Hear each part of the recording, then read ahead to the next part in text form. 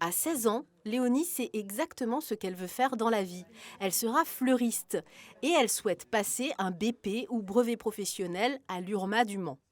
Je sais ce que je veux faire depuis que je suis petite, donc c'est la pratique des fleurs. J'aime bien les travailler, puis c'est le travail qu'ils font les fleuristes, ça me plaît beaucoup. Est-ce que vous avez fait des stages déjà un petit peu vous vous projetez? L'URMA forme surtout des jeunes, en CAP ou BP, mais de plus en plus d'adultes poussent la porte de l'établissement. Adam, lui, a 24 ans. Il est en reconversion professionnelle dans la chocolaterie, en apprentissage entre son patron à Nantes et le centre de formation Manceau. Avant, en fait, j'ai fait un bac pro cuisine et j'ai travaillé dans la cuisine. Il y avait un attrait de plus en plus fort vers le sucre et le chocolat. Et donc, j'ai passé mon CAP pâtissier l'année dernière, ici aussi. Et mon CAP chocolatier, du coup, cette année. Quel que soit l'âge, les reconversions comme celle-ci sont de plus en plus courantes.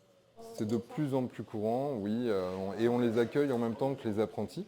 Et ça a un avantage, c'est-à-dire que les apprentis, eux, restent très scolaires, alors qu'eux ont déjà une expérience professionnelle et vont apporter tout leur expérience et apporter la curiosité.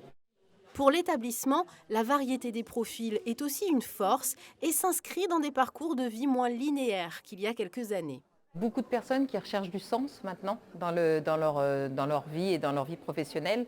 Et c'est vrai que les reconversions sont de plus en plus nombreuses. On a cette année 25 adultes en reconversion professionnelle. Donc avec un premier parcours qui peut être complètement différent. On a une aide-soignante, on a ou de jeunes étudiants qui ont fait 5 ans d'études et puis qui se disent « Ah, bah non, j'ai fait de la finance, mais maintenant j'aimerais plutôt retrouver du sens et aller dans l'alimentation ».